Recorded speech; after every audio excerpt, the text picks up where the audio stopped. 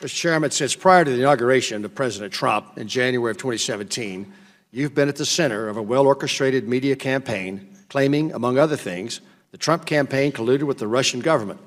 Indeed, before the appointment of Robert Mueller as special counsel, you alleged during one of your frequent television interviews that there was, quote, more than circumstantial evidence, quote, of collusion, but that you could, quote, not go into the particulars, close quote. Your willingness to continue to promote a demonstrably false narrative is alarming.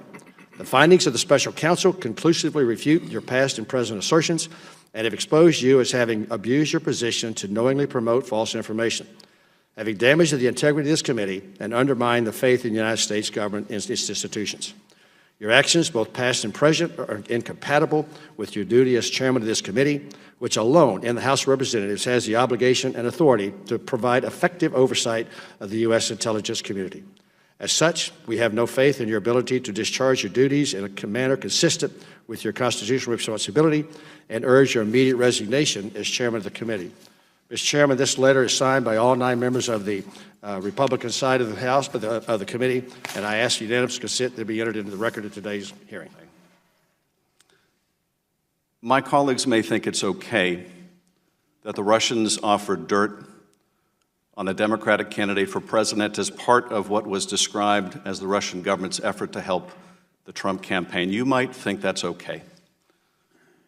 My colleagues might think it's okay that when that was offered to the son of the president, who had a pivotal role in the campaign, that the president's son did not call the FBI.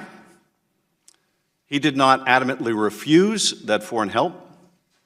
No, instead, that son said that he would love the help of the Russians. You might think it's okay that he took that meeting. You might think it's okay that Paul Manafort, the campaign chair, someone with great experience in running campaigns, also took that meeting. You might think it's okay that the president's son-in-law also took that meeting. You might think it's okay that they concealed it from the public. You might think it's okay that their only disappointment after that meeting was that the dirt they received on Hillary Clinton wasn't better. You might think that's okay. I think it's immoral. I think it's unethical. I think it's unpatriotic. And yes, I think it's corrupt and evidence of collusion. I don't think it's okay that his attorney lied to our committee. There's a different word for that than collusion, and it's called compromise. And that is the subject of our hearing today. Mr. Ambassador, you are recognized for your opening statement.